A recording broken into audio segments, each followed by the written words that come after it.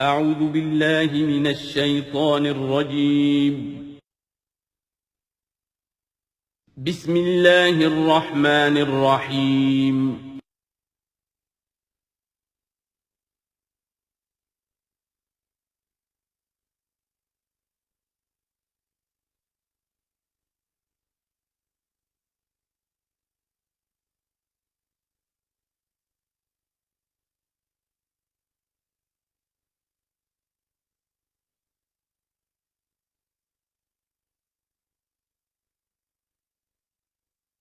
الحمد للہ وکفی والصلاة والسلام علی عبادہ الذین اصطفی، خصوصاً علی افضلہم وخاتم النبیین محمد الامین وعلی آلہ وصحبہ اجمعین. اما بعد فقد قال اللہ تبارک وتعالی کما ورد فی سورۃ القصص: اعوذ باللہ من الشیطان الرجیم، بسم اللہ الرحمن الرحیم. ان قارون کان من قوم موسیٰ فبغى علیہم وآتیناہ من الکنوز ما ان مفاتحہ لتنوء بالعصبة أولي القوة إذ قال له قومه لا تفرح إن الله لا يحب الفرحين وابتغ فيما آتاك الله الدار الآخرة ولا تنس نصيبك من الدنيا وأحسن كما أحسن الله إليك ولا تبغ الفساد في الأرض إن الله لا يحب المفسدين. صدق اللہ العظیم. اب آگے چلیے، سورہ قصص کے آخری یہ دو رکوع ہیں، جن میں سے پہلے رکوع میں ایک کردار کا ذکر ہو رہا ہے، قارون. اور میں آپ کو بتا چکا ہوں کہ یہ کردار جو ہے اسے بھی ایک فرد نہ سمجھیے، بلکہ یہ کہ جو بھی کوئی حکمران قوم ہوتی ہے وہ اپنی غلام قوم کے اندر اس طرح کے کردار باقاعدہ پیدا کرتی ہے، جس کو کہ کہا تھا ملکہ سبا نے کہ ان الملوک اذا دخلوا قریۃ جعلوا عزت اہلھا اذلہ. اور اس کا ایک نتیجہ یہ نکلتا ہے کہ جو گھٹیا لوگ ہوتے ہیں، بے غیرت لوگ ہوتے ہیں، اپنی قوم کے ساتھ غداری کرتے ہیں، انہیں پھر وہاں خطابات دیے جاتے ہیں، نوازا جاتا ہے، ان کے اونچے منصب ہوتے ہیں، آنریڈی مجسٹریٹ بنا دیے گئے ہیں، فلاں ہو گئے ہیں. یہ سب کون تھے؟ یہ انگریزوں نے در حقیقت ہندوستان میں اپنی جو حکومت کو مضبوط کرنے کے لیے یہ ایک طبقہ جو ہے ہندوستانیوں میں سے ڈیولپ کیا تھا. اس طبقے کا یہ کردار ہے قارون. اچھا، اس قسم کے لوگوں کو پھر انگریز بڑے بڑے ٹھیکے دیتے تھے. اب آرمی کے سپلائی کے ٹھیکے ہیں تو بڑے بڑے ٹھیکیدار یہی ہوتے تھے، انہی کے پاس سرمایہ ہو جاتے تھے. یہ ساری چیزیں جو ہے ایک دوسرے سے ملی جلی ہوئی ہیں. اسی طرح کا ایک شخص جو ہے یہ قارون تھا اسرائیلی، اور نہ صرف اسرائیلی، حضرت موسیٰ علیہ السلام کا سگا چچا زاد بھائی، فرسٹ کزن. لیکن یہ کہ یہ حکومت کے ساتھ فرعون کے دربار میں اس کی رسائی تھی، وہاں اس کی پذیرائی تھی اور وہاں سے اس کو مراعات ملتی تھی. اس نے اتنی دولت سمیٹ لی تھی، جیسے ہمارے ہاں بھی بعض اب جو سیاسی کردار ہیں وہ گویا کہ علامتی بن گئے دولت سمیٹنے میں، تو بے تحاشا دولت اس نے جمع کر لی تھی. اب اس کا کردار سامنے آ رہا ہے. ان قارون کان من قوم موسیٰ، یقیناً قارون جو ہے وہ موسیٰ کی قوم ہی سے تھا.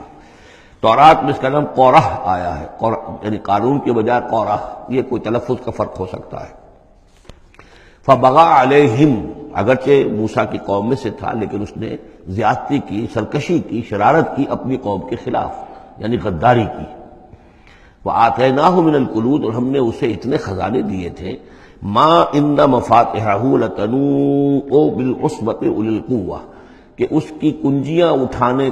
کے ضمن میں بڑے طاقتور جوانوں کی ایک جماعت بھی تھک جاتی تھی.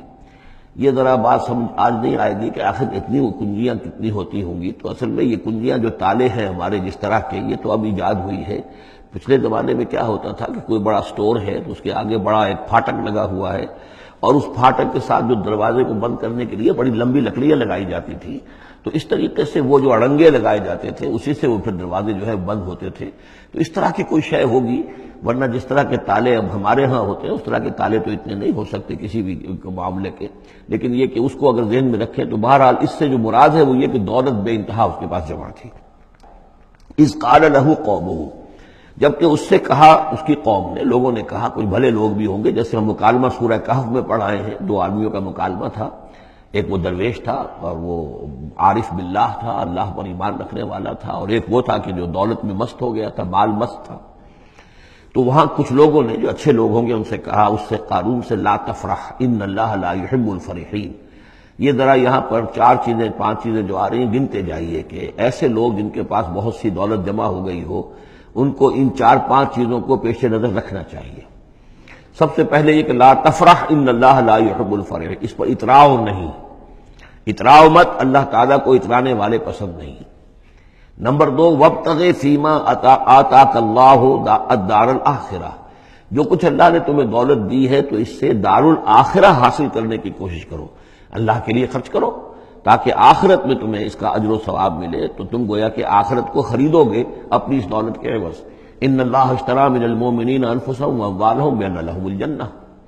نمبر 3، ولا تنس نصیبک من الدنیا، معلوم ہوتا کہ بخیل بھی بہت تھا کہ وہ اپنے اوپر بھی کچھ خرچ نہیں کرتا تھا، جمع کرنے ہی کے اس کو فکر دامنگیر رہتی تھی۔ اور مت بھولو خود اپنا حصہ بھی دنیا میں سے، جیسے کہ ہم نے سورہ اعراف میں پڑھا تھا کہ قل من حرم زینۃ اللہ التی اخرج لعبادہ والطیبات من الرزق، اگر اللہ نے کسی کو کچھ دیا ہے تو پھر وہ اچھا کھائے اچھا پہنے، اس میں کس نے حرام کیا ہے؟ کوئی رہبانیت کا انداز تو نہیں ہے۔ اور یہ بھی ہم پڑھ چکے ہیں سورہ الفرقان میں کہ وہ اللہ کے جو نیک بندے ہیں عباد الرحمن، ان کے اوصاف میں سے ہے والذین اذا انفقوا لم یسرفوا ولم یقتروا، وہ لوگ کہ جو خرچ کرتے ہیں تو نہ تو اسراف کرتے ہیں لیکن اس کے ساتھ ہی بخل سے بھی کام نہیں لیتے۔ تو یہ بخیلی مت کرو، اور اس جو دولت تمہیں اللہ نے دی ہے اس سے کم اپنی ذات پر بھی خرچ کرو، اچھا کھاؤ اچھا پہنو۔ چوتھی چیز، وَأَحْسِن كَمَا أَحْسَنَ اللَّهُ إِلَيْكَ،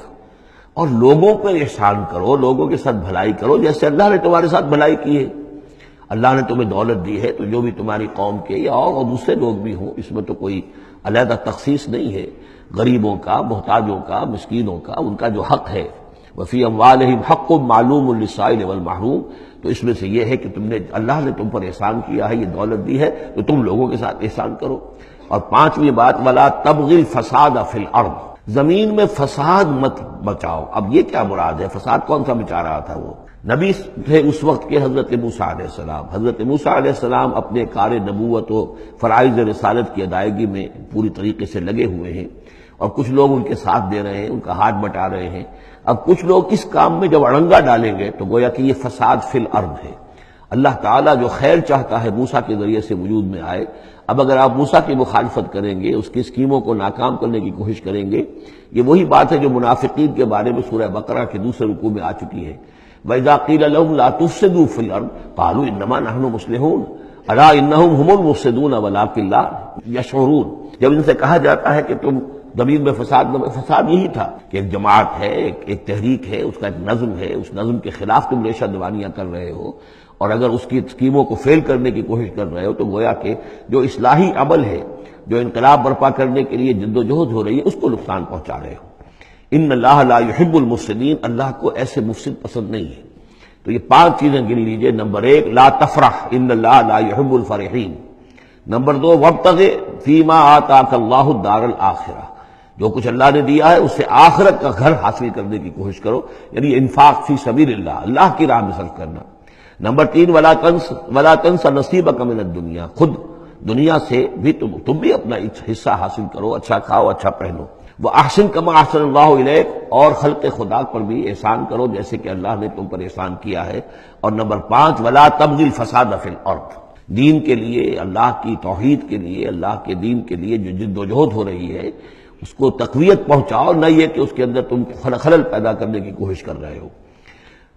اعلی انما اوتیتہ علی علم عندی، اس نے کہا کہ یہ دولت جو ہے تم سمجھتے ہو مجھے اللہ نے دی ہے، یہ تو مجھے دی گئی ہے میرے علم کی بنیاد پر، میرے اندر علم ہے، فہم ہے، سمجھ ہے، میری پلاننگ ہے، اس کے نتیجے میں نے دولت کمائی ہے۔ یہ ہے در حقیقت ایک مادہ پرست انسان کا، جو ایک زر پرست اور مادہ پرست انسان جو ہے وہ سمجھتا ہے میری صلاحیت،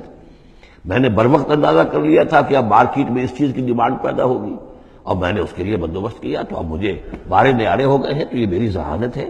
میں نے اندازہ کر لیا کہ اب یہ جو ہے اتار چڑھاؤ جو ہے بازار میں آنے والا ہے، اسی کے حساب سے میں نے کچھ خرید و فروخت کی ہے تو مجھے دولت مل گئی ہے۔ تو اوتیتہ علی علم عندی، میرے پاس علم ہے، اس کی بدولت مجھے یہ سب کچھ دیا گیا ہے، مجھے یہ ملا ہے، میں نے کمایا ہے۔ اولم یعلم، کیا وہ جانتا نہیں کہ ان اللہ قد اہلک من قبلہ من القرون، کہ اللہ تعالیٰ نے اس سے پہلے بہت سی قوموں کو ہلاک کیا، من ہوا اشد منہ قوۃ، جو اس سے کہیں بڑھ کر تھی طاقت میں بھی، وہ اکثر و جمعا، اور جن کے پاس مال و اسباب دنیاوی اور دولت کے انبار بھی ان سے زیادہ جمع تھے۔ ولا يسأل عن ذنوبهم المجرمون، اور اللہ تعالیٰ کو اس کی ضرورت پیش نہیں آئے گی کہ مجرموں سے ان کے جرم پوچھے، یعنی اللہ تعالیٰ کے پاس تو پورا حساب کتاب موجود ہے، اعمال نامے موجود ہیں، اسے کسی سے پوچھنے کی ضرورت نہیں ہوگی کہ تم کیا جرائم کر کے آئے ہو۔ تو یہ تو گویا کہ از خود اللہ کے علم میں ہے، اور اظہر من الشمس ہوگا۔ یہی بات سورہ رحمان میں آئے گی، فَيَوْمَئِذٍ لَا يُسْأَلُ عَنْ ذَنبِهِ إِنسٌ وَلَا جان، کسی بھی انسان سے اور کسی بھی جن سے پوچھنے کی ضرورت نہیں ہوگی، بلکہ یہ کہ در حقیقت ان کے تو ماتھے پر لکھا ہوا ہوگا، یعرف المجرمون بسیماہم فیؤخذ بالنواصی والاقدام، مجرم تو اپنے پیشانیوں سے پہچان لیے جائیں گے، اور یہ کہ پھر ان کو سر کے بالوں سے اور ادھر سے قدموں سے دو طرف سے پکڑ کر، ادھر سے سر کے بال اور ادھر سے پاؤں پکڑ کر اور ٹاس کر دیا جائے گا جہنم کے اندر۔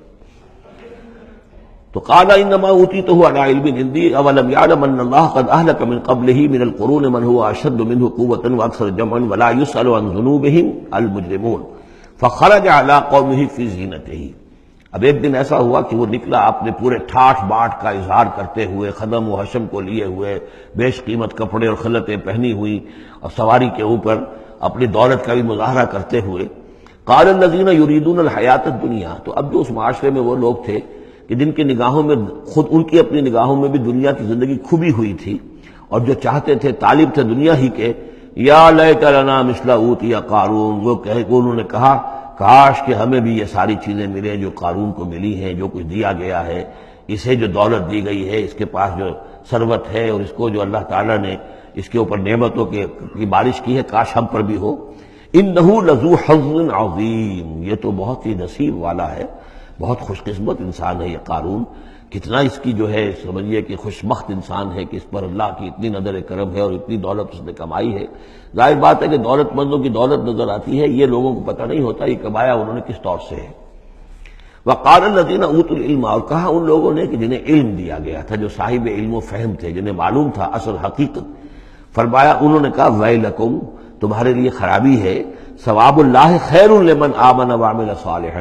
جو شخص ایمان لائے اور نیک عمل کرے اسے جو ثواب اللہ کی طرف سے ملنے والا ہے وہ اس سے کہیں بڑھ کر ہے۔ تم حسرت کے ساتھ اس کی دولت کو دیکھ رہے ہو، اس کے ٹھاٹ باٹ کو دیکھ رہے ہو، اس کی شان و شوکت کو دیکھ رہے ہو، اور تمہیں حسرت کا احساس ہو رہا ہے، اگر تم واقعتاً ایمان اور عمل صالح کی شرائط پوری کرو تو جو کچھ اللہ تعالیٰ تمہیں دے گا خود اس دنیا میں بھی، سورہ نور میں ہم پڑھ چکے ہیں، لَيَسْتَخْلِفَنَّهُمْ فِي الْأَرْضِ، حکومت ان کو دے گا، خلافت ان کی قائم کرے گا جو ایمان اور عمل صالح کا حق ادا کر دے۔ پھر آخرت میں جو ثواب ملنا ہے ظاہر بات ہے کہ اس کا تو کوئی تصور بھی تم نہیں کر سکتے۔ وَلَا يُلَقَّاهَا إِلَّا الصَّابِرُونَ، لیکن وہ جو صبر ہے، وہ جو اجر و ثواب ہے آخرت کا، وہ انہی لوگوں کو حاصل ہو سکے گا کہ جو صبر کرنے والے ہوں۔ اس دنیا میں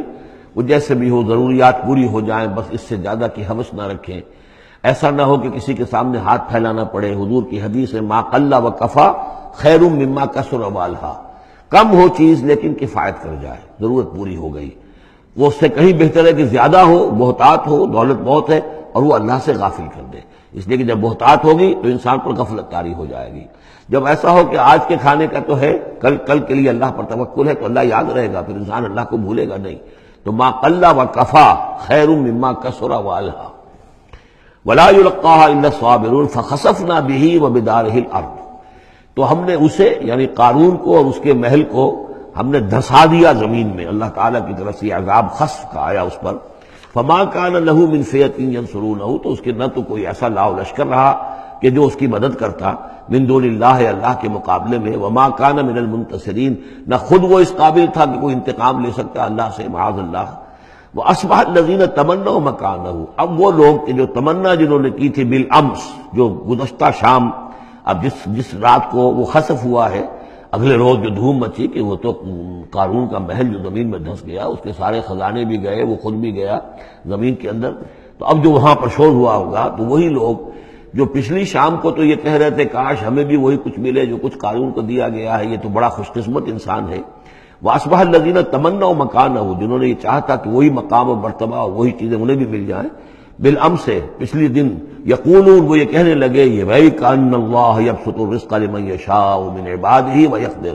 کہ بھئی یہ تو اللہ تعالیٰ کی طرف سے ہے کہ وہ جس کے لیے چاہتا ہے رزق شادہ کر دیتا ہے اپنے بندوں میں سے، اور جس کے لیے چاہتا ہے تنگ کر دیتا ہے یا ناپ تول کر دینا شروع کر دیتا ہے۔ لولا ان من اللہ علینا، اگر اللہ تعالیٰ نے ہم پر احسان نہ فرمایا ہوتا، لخسف بنا، تو ہم بھی اسی طریقے سے خسف کر دیے گئے ہوتے، یعنی ہم تو کہہ رہے تھے کہ ہم بھی اس جیسے ہو جائیں، ہمیں بھی اس کی سی دولت مل جائے، لیکن اس کی دولت کا جو انجام آج ہماری نگاہوں کے سامنے آیا ہے، لولا ان من اللہ، اگر اللہ تعالیٰ نے ہم پر یہ احسان نہ کیا ہوتا کہ ہمارے پاس وہ دولت نہیں تھی، لخسف بنا، تو ہم کو بھی اسی طریقے سے زمین میں دھسا دیا گیا ہوتا۔ وَكَأَنَّهُ لَا يُفْلِحُ الْكَافِرُونَ، خرابی، لیکن یہ جان لو کہ کافر لوگ فلاح نہیں پائیں گے، بڑی خرابی ہے، بڑی ہلاکت ہے، اور کافر لوگ جو ہے وہ فلاح نہیں پائیں گے۔ تو یہ کردار ہے قارون کا۔ اب اس صورت کے آخری آیات ہیں، اور میں چونکہ اب ابتدا میں جس قدر اہتمام کے ساتھ یہ جوڑوں کا تعلق بیان کر رہا تھا، کیونکہ میں نے محسوس کیا کہ اب رفتار تیز ہونی چاہیے، اس میں کچھ کمی کر دی ہے۔ اب یہاں بھی نوٹ کر لیجئے گا کہ یہی سورۃ القصص اور اس سے پہلے سورۃ النمل، ان کے درمیان کیا کیا مشابہتیں ہیں، خاص طور پر اس آخری آیات میں۔ فرمایا تلک الدار الآخرۃ نجعلها للذین لا یریدون علوا فی الارض ولا فسادا، یہ جو آخرت کا گھر ہے یہ ہم نے ریزرو کیا ہے ان لوگوں کے لیے کہ جو زمین میں اپنی بڑائی، اپنا اقتدار نہیں چاہتے، اپنی بلندی نہیں چاہتے اور نہ فساد چاہتے۔ وہ اللہ کے دین کی سربلندی کے لیے محنت کر رہے ہیں، اس کے نتیجے میں ہو سکتا ہے کہ اللہ تعالیٰ انہی کو ذمہ داری دے دے حکومت کی، لیکن وہ طالب نہیں ہے حکومت کے، وہ اپنی سربلندی کے طالب نہیں ہے۔ اس سے زمین و آسمان کا فرق ہے کہ ایک ہے کہ آپ کسی نظریے کے لیے کام کر رہے ہیں، اب نظریے میں اگر آپ کی جد و جہد ہے، انقلاب میں آپ کامیاب ہو گئے تو ظاہر بات ہے کہ پھر انقلاب کے بعد ذمہ داری سنبھالنی پڑے گی۔ محمد رسول اللہ صلی اللہ علیہ وسلم ہی کو مدینے کی اس چھوٹی سی شہری ریاست جو وجود میں آئی تھی، آخر اس کی ذمہ داری سنبھالنی پڑی، حالانکہ آپ خدا نہ خواستہ کوئی اقتدار کے طالب یا اقتدار کے بھوکے تو نہیں ہو سکتے تھے، لیکن یہ ہے کہ طلب جو ہے وہ اللہ جانتا ہے دل میں کس کے طلب ہے۔ اگر کوئی ذاتی طور پر اقتدار کا خواہاں ہے اور چاہتا ہے کہ میرا نام اونچا ہو جائے اور مجھے اختیار مل جائے اور میرا اقتدار ہو، تو وہ شخص اللہ تعالیٰ کے ہاں ڈسکوالیفائی ہو جاتا ہے، یہ پھر اللہ کے گھر کے لیے نہیں ہے۔ اللہ کا گھر جو ہے تلک الدار الآخرہ، یہ تو ہم نے رکھا ہوا ہے خاص طور پر مخصوص کر کے، ریزرو کر کے، للذین لا یریدون علوا فی الارض، جو زمین میں اپنے اقتدار کے خواہاں نہیں ہیں، ولا فسادا، نہ زمین میں فساد بچانا چاہتے ہیں، والعاقبۃ للمتقین، اور عاقبت یعنی پچھلا گھر جو ہے، عاقبت کی پچھلی زندگی جو ہے یقیناً یہ اہل تقویٰ کے لیے، اس کی بھلائیاں، اس کے محاسن، اس کا عیش اور آرام وہ اللہ تعالیٰ نے اپنے متقی بندوں کے لیے خاص کیا ہے۔ من جاء بالحسنۃ فلہ خیر منہا، یہ آیت میں آئی ہے سورہ نمل کے بھی آخری حصے میں، جو کوئی شخص کوئی نیکی لے کر آئے گا تو اسے بدلہ ملے گا اس سے بہتر۔ ومن جاء بالسیئۃ، اور جو کوئی بدی لے کر آئے گا فلا یجزی الذین عملوا السیئات الا ما كانوا یعملون، تو وہ لوگ کہ جو ان برائیوں کا ارتکاب کر رہے ہیں انہیں بدلہ نہیں دیا جائے گا مگر وہی جو کچھ کہ وہ کر کے لائے۔ مطلب یہ کہ اللہ تعالیٰ کی طرف سے اضافہ نہیں ہوگا، جتنے جرم کیے ہیں اتنی ہی سزا، لیکن اہل ایمان اور اہل صلاح جو ہیں ان کی نیکیوں میں اللہ تعالیٰ 10 گنا دے، 700 گنا دے، اس سے بھی بڑھا دے، یضاعف لمن یشاء، تو یہ اللہ تعالیٰ کی مرضی ہے، جتنا چاہتا ہے دیتا، خیر منہا، بہرحال جو کچھ کر کے لے جاؤ گے اس سے بہتر ملے گا۔ لا یجزی الذین عملوا السیئات الا ما كانوا یعملون، انہیں وہی کچھ ملے گا جو کچھ کہ وہ عمل کر کے لائے تھے۔ ان الذی فرض علیک القرآن لرادک الی معاد، سورہ نمل میں آیا تھا کہ مجھے وَأُمِرْتُ أَنْ أَتْلُوَ الْقُرْآنَ، مجھے تو حکم دیا گیا میں قرآن سناتا رہوں، قرآن پڑھ کر تمہارے سامنے میں قرآن کے ذریعے سے انذار اور تبشیر اور قرآن کی تبلیغ اور قرآن کے ذریعے سے تذکیر اور قرآن کے ذریعے سے تمہارے جو نفسیاتی اور روحانی روگ ہیں ان کی شفا کے لیے میں کوشش کرتا رہوں، میرا کام تو یہ ہے۔ ان اتلو القرآن، مجھے حکم دیا گیا میں قرآن کی تلاوت کرتا رہوں، تلاوت پڑھ کر قرآن تمہیں سناتا رہوں۔ اب یہاں اسی کو تعبیر کیا، ان الذی فرض علیک القرآن، اے نبی جس ہستی نے آپ پر اس قرآن کی ذمہ داری ڈال دی ہے، اس کی تبلیغ آپ کے لیے فرض تھی، جیسے کہ ہم سورہ مائدہ میں آج پڑھا ہے، یا ایھا الرسول بلغ ما انزل الیک من ربک وان لم تفعل فما بلغت رسالتہ، اس قرآن کی تبلیغ کرنا آپ پر فرض ہے۔ اور جیسا کہ میں آپ کو بتا چکا ہوں، پھر آپ نے امت کے حوالے کر دی کہ اب امت کے فرض ہے، فَلْيُبَلِّغِ الشَّاهِدُ الْغَائِبَ، فَلْيُبَلِّغ یہ فعل امر ہے، اب لازم ہے کہ وہ پہنچائیں جو یہاں ہیں ان کو، جو یہاں نہیں ہے۔ اس طریقے سے یوں سمجھیے کہ ایک سلسلہ جو ہے وہ شروع کر دیا گیا. لیکن یہاں فرمایا جا رہا ہے نبی ان الذی فرض علیک القرآن، جس ہستی نے آپ پر یہ قرآن فرض کیا ہے، جس ہستی نے آپ پر قرآن کی ذمہ داری عائد کی ہے. یہی ذمہ داری اصل میں پھر جو ہم میں سے ہر ایک پر آتی ہے وہی ہے جو میرے کتابچے میں نے وضاحت کے ساتھ بیان کی ہے کہ وہ 5 ذمہ داریاں ہیں. اللہ قرآن پر ایمان جیسا کہ ایمان کا حق ہے، قرآن کی تلاوت جیسے کہ تلاوت کا حق ہے، قرآن کو سمجھنا جیسے کہ سمجھنے کا حق ہے، قرآن پر عمل جیسے کہ عمل کا حق ہے، پھر قرآن کی تبلیغ، قرآن کو عام کرنا. ان الذی فرض علیک القرآن رادک الی معاد، وہ یقین آپ کو لوٹا لے جائے گی وہ ہستی، وہ اللہ جس نے آپ پر یہ قرآن کی ذمہ داری ڈالی ہے، تبلیغ قرآن کا فریضہ آپ کے کاندھوں پر رکھا ہے، وہ یقیناً آپ کو پہنچائے گا بہت اچھی جگہ لوٹنے کی. معاد عاد یعود سے اس میں ظرف ہے، لوٹنا، لوٹنے کی جگہ. اب معاد سے مراد آخرت عام طور پر ہے، ایمان بالرسالت، ایمان باللہ، ایمان بالمعاد، ایمان بالآخرہ کو ایمان بالمعاد بھی کہا جاتا ہے.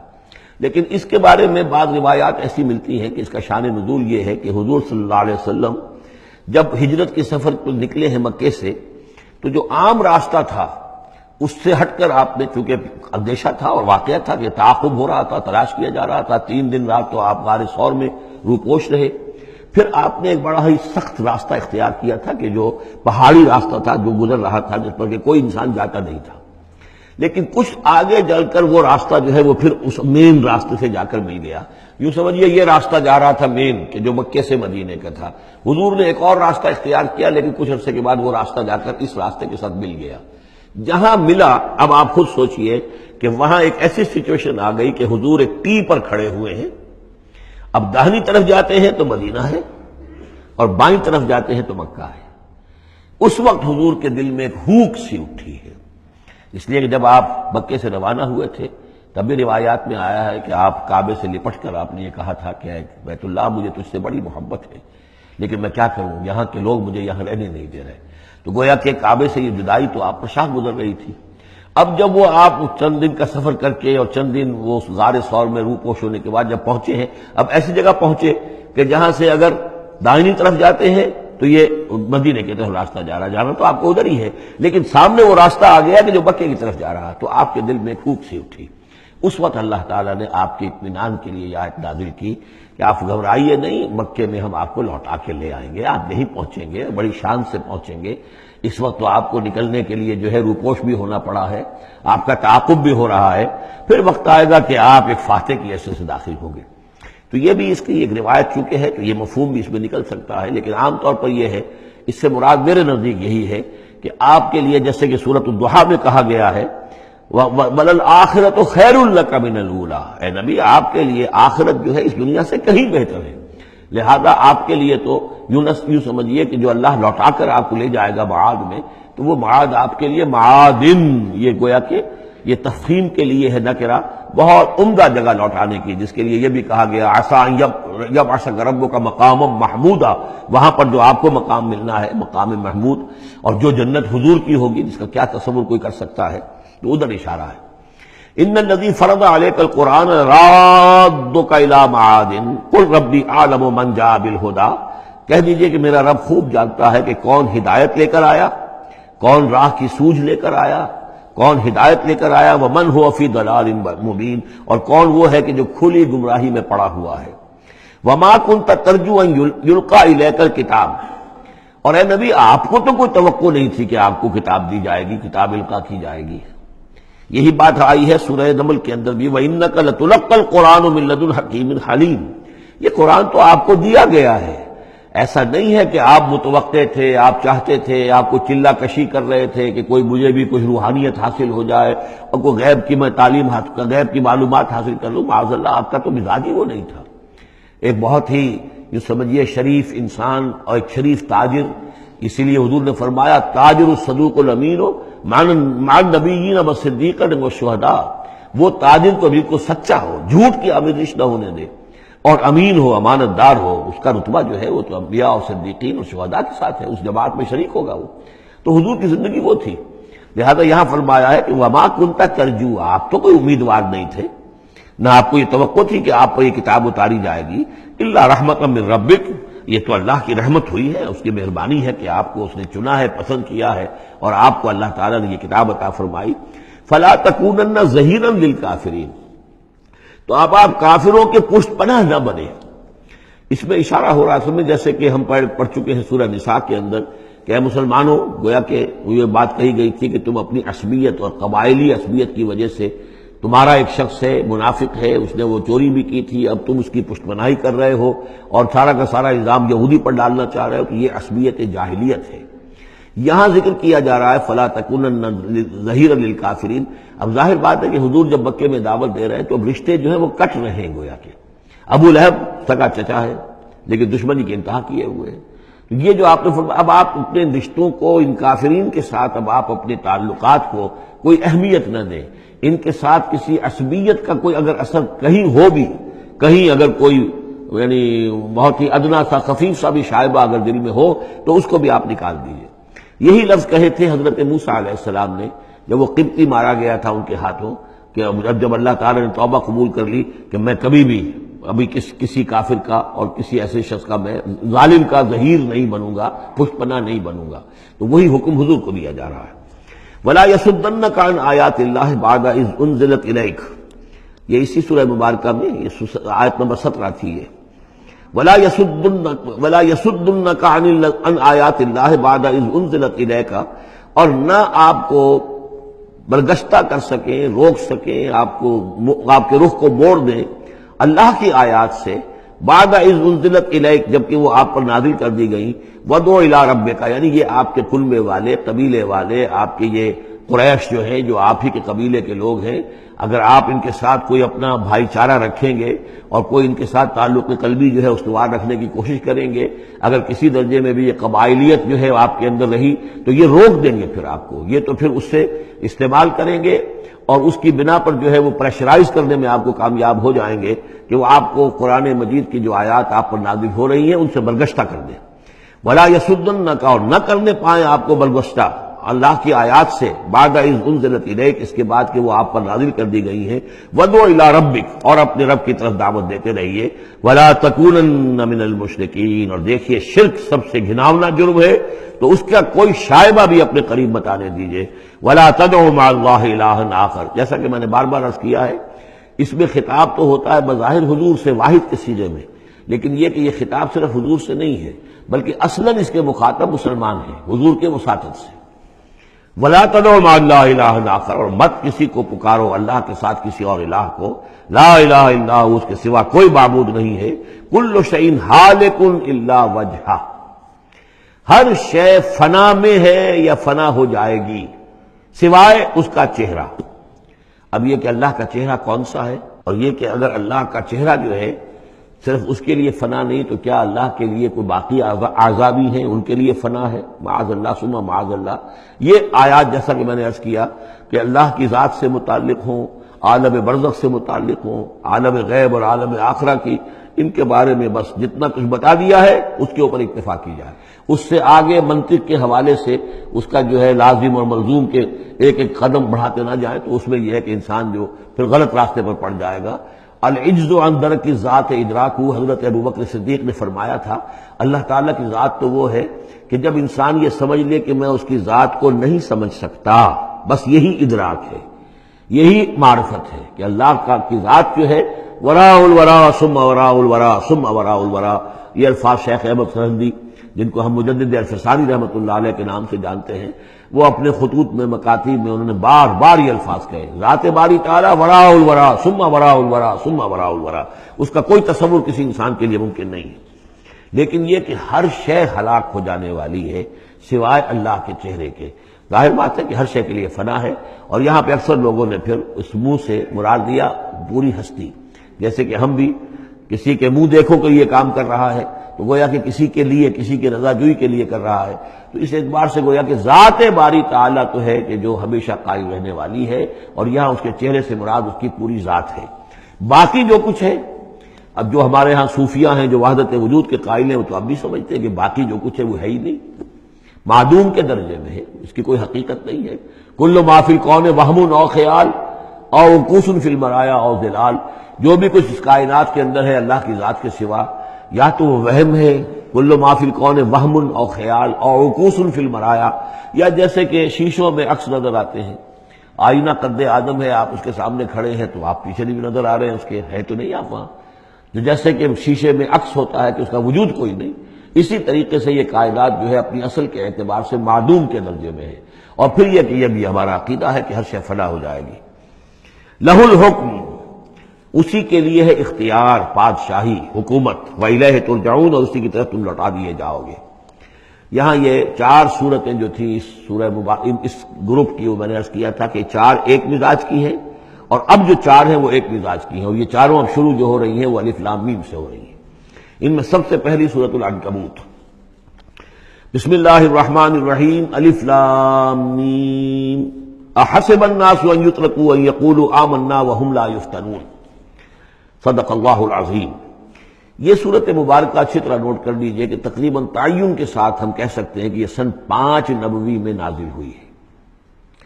اور صورت اس وقت یہ ہو چکی تھی مکے کے اندر کہ مسلمانوں کو ہر طرح سے ستایا جا رہا تھا۔ 3 سال تک تو یہ ہوا ہے، حضور نے جب اپنے دعوت کا آغاز کیا تو پہلے 3 سال تو یہ ہے کہ کوئی زیادہ الارم محسوس نہیں کیا، خطرہ محسوس نہیں کیا مکے والوں نے، بلکہ انہوں نے کوشش یہ کی کہ چٹکیوں میں اڑا دیں، استہزاء ہے، تمسخر ہے، شاعر ہے، ساحر ہے، یہ ہے وہ ہے، جو بھی کہہ کر کہ جیسے کہ ول جو ہوتی ہے کسی کی، اگر یہ ان کی جو ول ہے اس کو کل کر دیا جائے تو اگر یہ بددل ہو کر بیٹھ جائے محمد تو یہ سارا معاملہ خود ہی ختم ہو جائے گا۔ جو داعی ہے، جو لیڈر ہے، اگر اس کی جو قوت ارادی ہے اسے کسی طرح ختم کر دیا جائے تو استہزاء سے، تمسخر سے، یہ پرسیکیوشن جو تھی وربل تھی، زبانی۔ لیکن جب انہوں نے دیکھا کہ یہ دعوت تو بڑھ رہی ہے، اور سب سے بڑھ کر یہ ہے کہ ہمارے غلاموں کے طبقے میں سے لوگ ان کے پاس آ گئے ہیں اور ایمان لے آئے ہیں،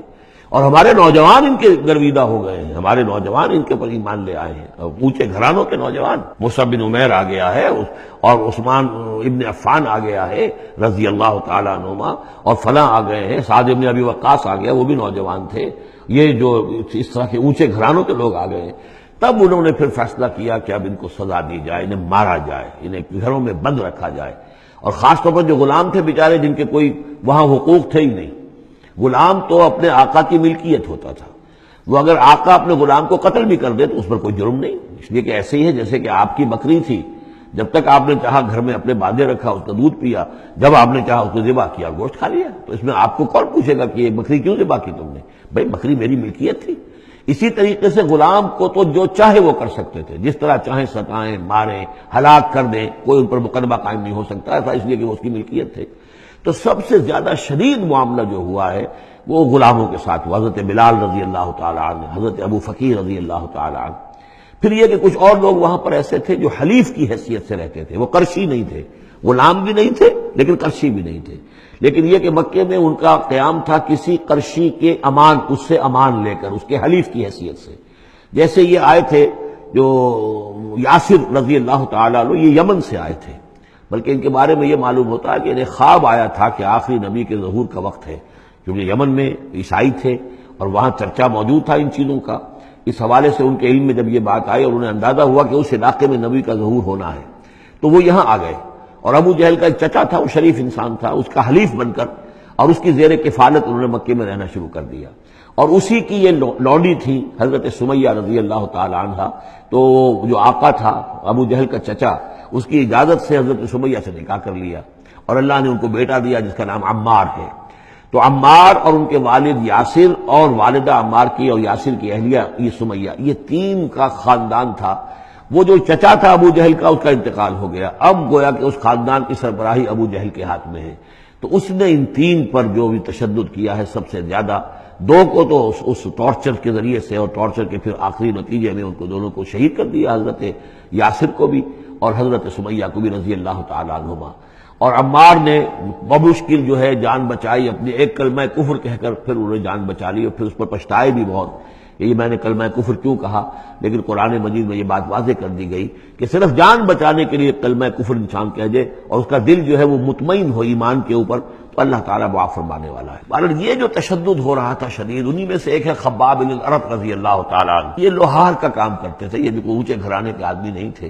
ان کے ساتھ بھی پھر جو کچھ کیا گیا ہے، ان کے ساتھ وہ واقعہ پیش آیا کہ دہتے ہوئے انگارے جو ہیں وہ لٹائے، زمین کے اوپر بچھائے گئے، انہیں بلایا گیا، اتارو اپنا کرتا اتار دیا، اب لیٹ جاؤ ان کے اوپر، ننگی پیٹھ کے بل وہ دہتے ہوئے انگاروں پر لٹا دیے گئے۔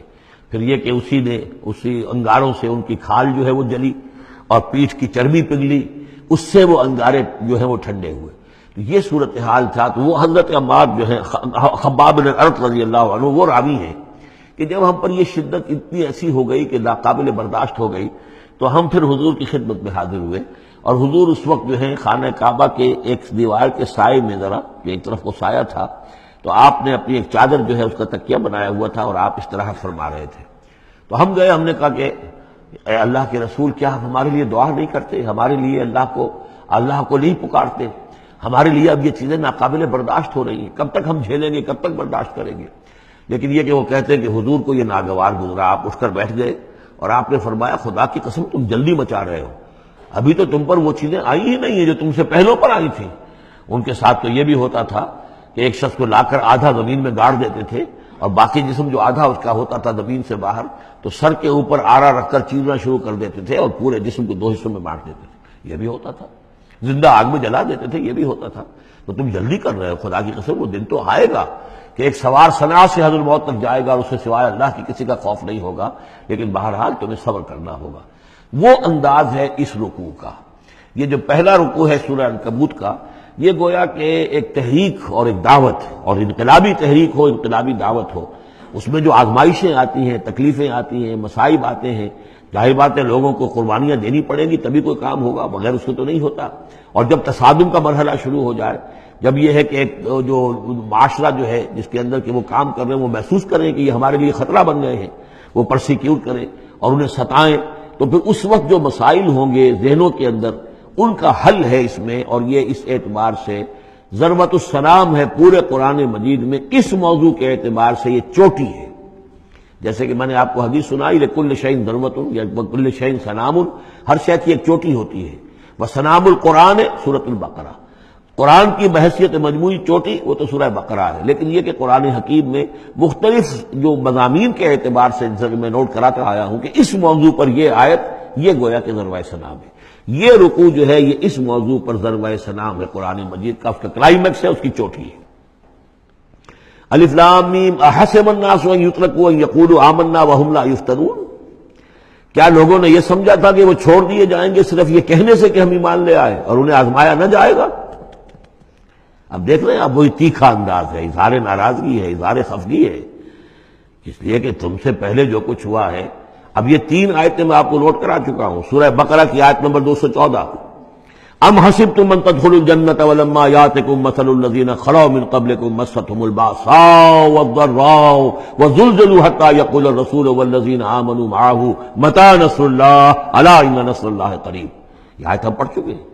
اسی کی ہم مضمون آیت جو ہے سورہ آل عمران میں آئی ہے، آیت نمبر 142۔ اسی کی ہم مضمون آیت آ چکی ہے سورہ توبہ میں، آیت نمبر 16۔ لیکن یہ کہ یہ مکی قرآن میں یہ آیت ہے، یہ ہے جڑ اور بنیاد، جو ہے کہ اس کا ظہور جو ہو رہا ہے، پھر یہ سمجھیے کہ یہ کلی کھلی ہے تو 3 اس کی جو پتیاں نمایاں ہوئی ہیں اس آیت کی، وہ سورہ بقرہ، سورہ آل عمران اور سورہ توبہ میں ہے۔ حسب الناس، اور ناس کہا ہے، یہ بھی نہیں کہ اہل ایمان کو یہ غلط فہمی ہو گئی تھی، یہ بھی ایک طرح سے عتاب کا انداز ہے، اللہ تعالیٰ ناراضگی کا اظہار کر رہے ہیں، تم جلدی مچا رہے ہو۔ احسب الناس ان یترکوا ان یقولوا آمنا وهم لا یفتنون، کیا لوگوں نے یہ سمجھا تھا کہ وہ یہ کہنے سے جنت میں داخل ہو جائیں گے، چھوڑ دیے جائیں گے کہ وہ ہم ایمان لے آئے، انہیں آزمایا نہ جائے گا؟ وَلَقَدْ فَتَنَّا الَّذِينَ مِن قَبْلِهِمْ، ہم نے تو جو بھی ان سے پہلے تھے ان کو بھی آزمایا ہے، ہر ایک کو آزمایا، آزمائش کے بغیر ہم نہیں کسی کے ایمان کو تسلیم کرتے۔ فَلَيَعْلَمَنَّ اللَّهُ الَّذِينَ صَدَقُوا وَلَيَعْلَمَنَّ الْكَاذِبِينَ، تو اللہ تعالیٰ تو ظاہر کر کے رہے گا، لفظی ترجمہ تو ہوگا اللہ جان کر رہے گا، لیکن اللہ تعالیٰ کا علم تو قدیم ہے، جو کچھ ان کے دلوں میں اللہ جانتا ہے، لیکن اللہ ظاہر کر دے گا کہ کون کتنے پانی میں ہے، کون منافق ہے، کون ضعیف الایمان ہے، کون قوی الایمان ہے، کون صادق الایمان ہے، کون جو ہے جھوٹ موٹ کا مومن بنا ہوا ہے، کون وہ دودھ پینے والا مجنو ہے اور کون واقعتاً جانثار مجنو ہے، یہ سب کچھ پتہ چلتا ہے آزمائشوں سے۔ اور ہم نے تو آزمایا ہے ان کو بھی جو ان سے پہلے تھے، تو لازماً اللہ واضح کر کے رہے گا، مبرہن کر دے گا ان کو بھی کہ جو سچے ہیں، اور وہ یقیناً واضح کر دے گا، نمایاں کر دے گا ان کو بھی جو جھوٹے ہیں۔ اب اس کے ساتھ ہی دیکھیے اس میں جو عجیب آپ کو بات ملے گی اس رکوع میں، یہ 2 آیتیں آئی ہیں، کیونکہ ایک آیت تو حروف مقطعات پر تھی، یہ 2 آیتیں آئی ہیں۔ اس میں تو ڈانٹ، ایک طرح کی ڈانٹ پڑ گئی ہے صحابہ کرام کے اوپر جنہوں نے ذرا سا بھی شکوہ کیا تھا، لیکن اب 2 آیتوں میں اس کی دلجوئی ہے ان کی، یعنی یہ کہ ایک طرف ترغیب ہے تو ترغیب بھی ہے، جیسے کوئی شفیق استاد ہوتا ہے کبھی کسی وقت ڈانٹتا بھی ہے، کوئی گھرکی بھی دیتا ہے، کوئی جھڑکی بھی دیتا ہے، کسی وقت مارتا بھی ہے، سزا بھی دیتا ہے، پھر لیکن کسی وقت پھر یہ کہ حوصلہ افزائی بھی کرتا ہے، تھپکی بھی دیتا ہے، پیٹھ پر ہاتھ رکھتا ہے۔ تو اس طریقے سے یہ اللہ تعالیٰ کا معاملہ اپنے بندوں کے ساتھ اسی طرح ہے، جیسے کہ حدیث میں آیا الخلق عیال اللہ، مخلوق جو ہے اللہ تعالیٰ کے لیے اس کے کنبے کی حیثیت رکھتی ہے۔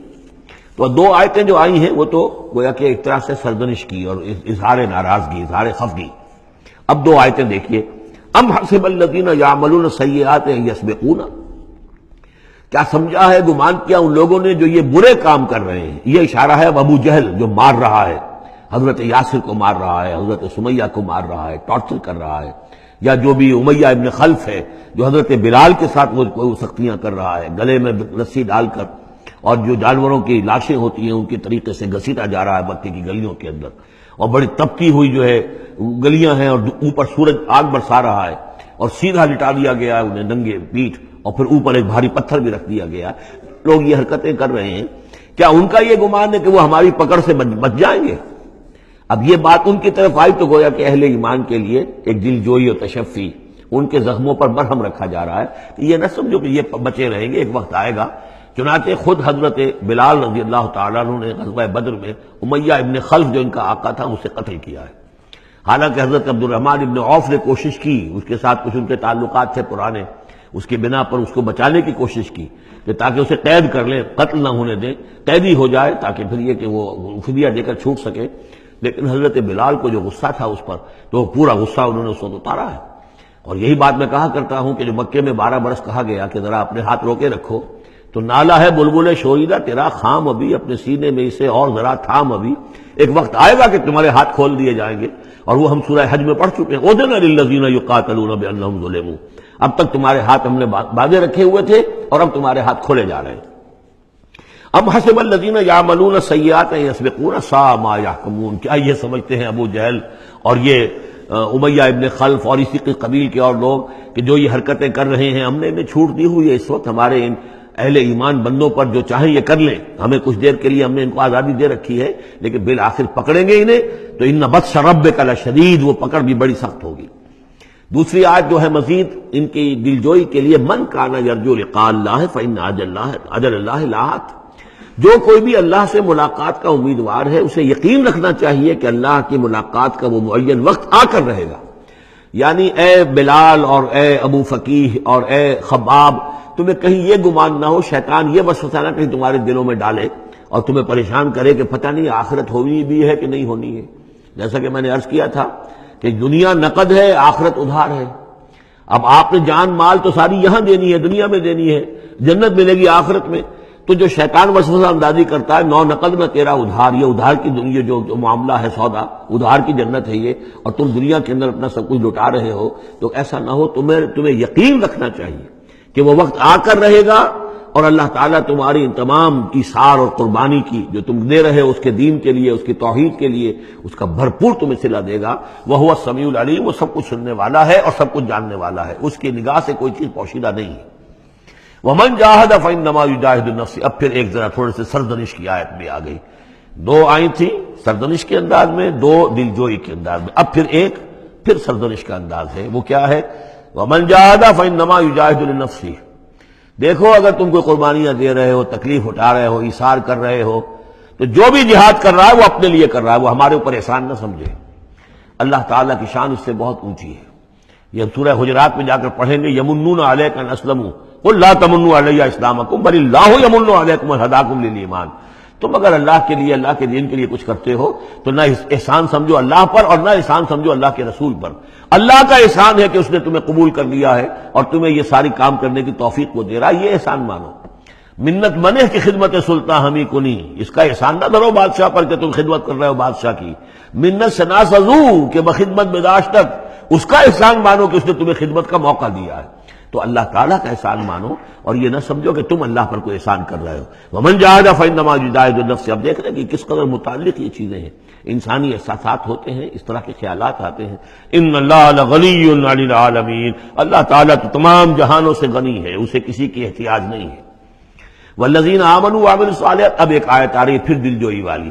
اور جو لوگ ایمان لائے اور جو لوگ نیک عمل کریں گے، ایمان کے تقاضے پورے کریں گے، ثابت قدم رہیں گے، ان مصیبتوں کو جھیلیں گے، لَنُكَفِّرَنَّ عَنْهُمْ سَيِّئَاتِهِمْ. ہم لازماً دور کر دیں گے ان سے ان کی برائیوں کو. ان کے نامہ اعمال کے اوپر اگر کوئی دھبے ہوئے بھی، کوئی چھینٹی ہوئی بھی تو ہمیں ہٹا دیں گے. اور وَلَنَجْزِيَنَّهُمْ أَحْسَنَ الَّذِي كَانُوا يَعْمَلُونَ. اور ہم لازماً بدلہ دیں گے. اس رکوع میں آپ دیکھ رہے ہیں کہ یہ جو لام مفتوح شروع میں اور پھر نون مشدد جو ہے وہ کس قدر تکرار کے ساتھ آ رہا ہے. فَلَيَعْلَمَنَّ اللَّهُ الَّذِينَ صَدَقُوا وَلَيَعْلَمَنَّ الْكَاذِبِينَ. آیت نمبر 3 کے اندر بھی 2 مرتبہ وہ صیغہ آیا. اب یہاں جو آیا لَنُكَفِّرَنَّ عَنْهُمْ سَيِّئَاتِهِمْ. ہم لازماً ان سے ان کی برائیوں کو دور کر دیں گے. وَلَنَجْزِيَنَّهُمْ أَحْسَنَ الَّذِي كَانُوا يَعْمَلُونَ. اور یقیناً بدلہ دیں گے انہیں بہت عمدہ ان کے اعمال کا. وَوَصَّيْنَا الْإِنسَانَ بِوَالِدَيْهِ. اب ایک مسئلہ اور تھا عملی. جو لوگ ایمان لائے تھے نوجوان تھے، دو ان میں سے نوجوان تھے. اب ان کے لیے مسئلہ یہ ہو گیا کہ والدین کہہ رہے ہمارے حقوق ہیں تمہارے اوپر، ہم نے تمہیں پالا پوسا ہے، لہذا ہمارا حکم مانو. ہم کہتے ہیں کہ محمد سے تم اپنا تعلق توڑ لو، چھوڑو اس کو، دین کو، کیوں اس میں لگے ہوئے ہو؟ آخر تم ہماری اولاد ہو، ہم نے تمہیں پالا. خاص طور پہ ماں حضرت سعد بن ابی وقاص کی والدہ، والد تو فوت ہو چکے تھے لیکن والدہ جو ہے اس نے بڑے ناز و نام میں پالا تھا. اب اس کے بعد اس نے جو ہے مرن برت رکھ لیا اس عورت نے، ماں جو تھی حضرت سعد بن ابی وقاص کی. اگر سعد اپنے باپ کے دین میں واپس نہیں آتا تو میں اپنے آپ کو ہلاک کر دوں گی، مر جاؤں گی، نہ کچھ کھاؤں گی نہ پیوں گی.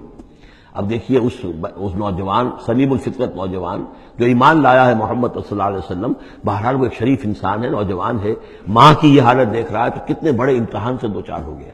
تو مسئلہ پیدا ہوا کہ معاملات میں کیا کیا جائے. ایک والدین کے جو احسانات ہیں وہ اپنی جگہ ہیں، والدین کا کے ساتھ حسن سلوک خود قرآن مجید میں 4 جگہ میں نوٹ کرا آیا ہوں. اللہ کے حق کے فوراً بعد والدین کا حق ہے. تو اب عملی سوال یہ ہے کہ جہاں یہ دونوں حق ٹکرا جائیں، والدین جو ہے شرک کا حکم دے رہے ہیں، والدین دین کے خلاف حکم دے رہے ہیں، تو کیا کریں؟ فرمایا وَوَصَّيْنَا الْإِنسَانَ بِوَالِدَيْهِ. ہم نے وصیت کی ہے انسان کو اس کے والدین کے بارے میں، حسن سلوک کی وصیت ہم نے کی ہے، بار بار کی ہے. وَإِن جَاهَدَاكَ لِتُشْرِكَ بِمَا لَيْسَ لَكَ بِهِ عِلْمٌ. لیکن اگر وہ تم پر دباؤ ڈالیں، تم سے جہاد کریں. اب دیکھیے جہاد کا لفظ یہاں مشرک والدین کے لیے آ رہا ہے. جہاد جدوجہد کرنا، کوشش کرنا، دباؤ ڈالنا. وَإِن جَاهَدَاكَ لِتُشْرِكَ بِمَا لَيْسَ لَكَ بِهِ عِلْمٌ. کہ میرے ساتھ تم شریک کرو اور شرک کرو میرے ساتھ، اور شریک ٹھہراؤ ایسی چیزوں کو جس کے لیے تمہارے پاس کوئی علم نہیں. فَلَا تُطِعْهُمَا. تو ان کا کہنا نہ مانو. گویا کہ یہاں وہ اپنی لمٹ سے ایکسیڈ کر رہے ہیں. اب والدین کے حقوق ہیں لیکن اللہ کے حقوق کے بعد، اللہ کے حقوق سے پہلے نہیں. اللہ کا حق فائت ہے، لہذا اس معاملے میں اللہ کا دین ہے، اللہ کا حکم وہ مقدم رہے گا، والدین کا حکم دوسرے نمبر پر ہوگا. ہاں یہ ہے کہ ایک بندہ جو ہے ایک نوجوان وہ یہ ضرور کرے کہ ڈانٹ کر نہ بات کرے، ڈپٹ کر بات نہ کرے،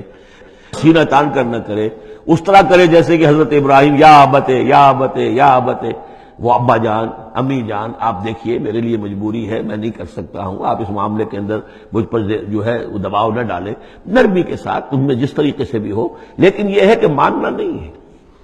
یہ بات اور مزید کھل کر آئے گی سورہ لقمان میں.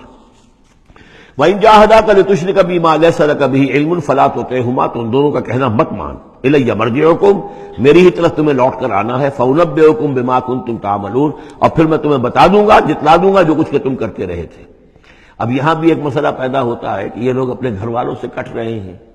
والدین سے کٹ رہے ہیں، بھائی سے جدا ہو رہے ہیں. اب یہ عتبہ ابن ربیعہ جو بہت بڑا سردار تھا، ان کے بڑے بیٹے جو ہے حذیفہ ابن عتبہ، وہ ایمان لے آئے. چھوٹا بھائی وہ تھا کہ جو میدان میں گیا، میدان جنگ میں باپ کے ساتھ غزوہ بدر میں، جو پہلے جو 3 جو ہے واصل جہنم ہوئے وہ بھی تھا. ولید بن عتبہ غالباً نام تھا اس کا. تو بھائی سے جدا ہو رہا ہے، رشتہ داروں سے اب کٹ گئے ہیں، والدین سے گھر نکال دیے گئے ہیں. تو اب ان میں جو ان کے دل زخمی ہیں، ان زخمی دلوں پہ مرہم کیا رکھا جا رہا ہے؟ وہ یہ ہے کہ تم صرف کٹے ہی نہیں ہو، جڑے بھی تو ہو. اب تم محمد سے جڑ گئے ہو، اب تم ابو بکر سے جڑ گئے ہو، اب تم یہ جو اہل ایمان کا طبقہ ہے اور ایک نئی برادری وجود میں آ رہی ہے، یہ تمہارے اصل بھائی ہیں، یہ تمہارے جو دین کے اندر بھائی ہیں، جو نظریاتی بھائی ہیں، جو ہم مقصد بھائی ہیں، یہ ہے تمہارے اصل اب عزیز۔ تو اللہ تعالیٰ نے اگر تمہیں کٹنے کا بھی حکم دے دیا ہے، لیکن یہ کہ اس نے جو تمہارے لیے ایک رفاقت فراہم کی ہے۔ والذین آمنوا وعملوا الصالحات لندخلنہم فی الصالحین، اور یقیناً وہ لوگ جو ایمان لائے اور نیک عمل کرے انہیں داخل کریں گے صالحین میں، اور یہ داخلہ دنیا میں بھی ہو گیا۔ محمد رسول اللہ نے انہیں چھاتی سے لگایا، سینے سے لگایا، اور جیسا کہ 2 دفعہ ہم پڑھ چکے ہیں، حضور کو اللہ تعالیٰ حکم دے رہا ہے کہ آپ ان کے سامنے ذرا اپنے کندھے تواضع، آپ اے محمد آپ تواضع اختیار کیجئے، ان کے سامنے اپنے کندھے جھکائیے۔ واخفض جناحک للمؤمنین، اور واخفض جناحک لمن اتبعک من المؤمنین 2 دفعہ آ چکا، سورہ ہجر میں آ چکا، سورہ طہ میں آ چکا۔ تو گویا کہ یہ اللہ تعالیٰ نے اپنا احسان بتایا، اور پھر آخرت میں اولئک مع الذین انعم اللہ علیہم من النبیین والصدیقین والشہداء والصالحین، ان کی رفاقت حاصل ہوگی۔ اب ایک اور بڑا مسئلہ آ رہا ہے، ومن الناس من یقول آمنا باللہ، لوگوں میں سے کچھ ایسے بھی ہیں جو کہتے ہیں ہم ایمان لے آئے اللہ پر، اور لاتے بھی ہیں خلوص کے ساتھ، اخلاص کے ساتھ، کوئی جھوٹ نہیں، کوئی فریب نہیں۔ ظاہر بات ہے کہ مکے میں کوئی فریب کے لیے کوئی ایمان لانے والا نہیں تھا، وہ تو حالات ایسے پیدا ہوئے مدینے میں آ کر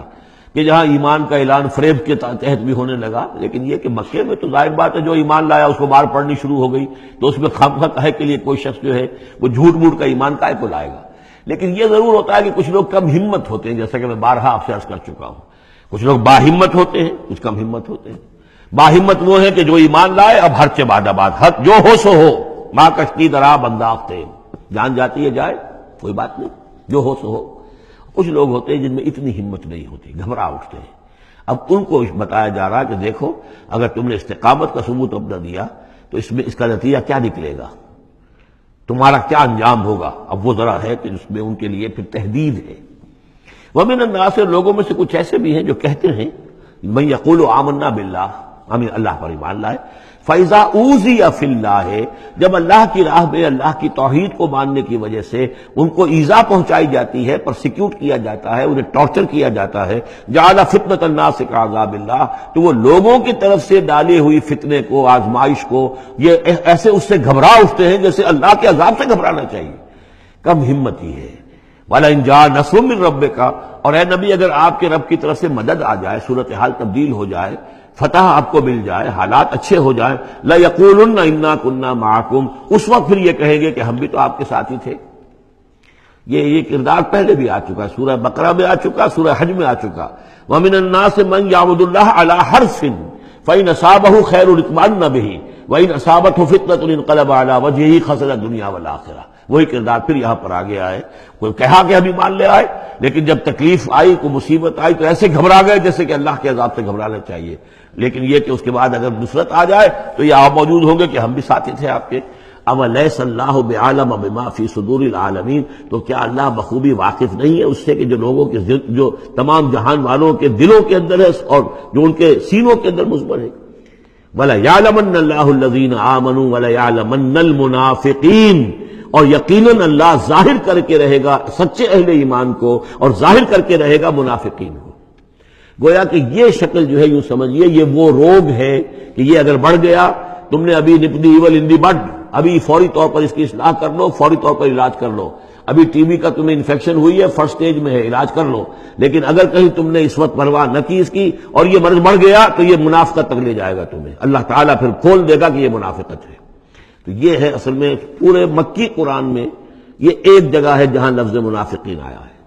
باقی کردار آیا ہے سورہ حج کے اندر بھی، لیکن وہاں لفظ منافق نہیں ہے۔ وَمِنَ النَّاسِ مَن يَعْبُدُ اللَّهَ عَلَىٰ حَرْفٍ فَإِنْ أَصَابَهُ خَيْرٌ اطْمَأَنَّ بِهِ وَإِنْ أَصَابَتْهُ فِتْنَةٌ انقلب عَلَىٰ وَجْهِهِ خَسِرَ الدُّنْيَا وَالْآخِرَةَ، لیکن یہاں کھول دیا گیا یہ کردار کس کا ہے، یہ تو پھر منافقت سے۔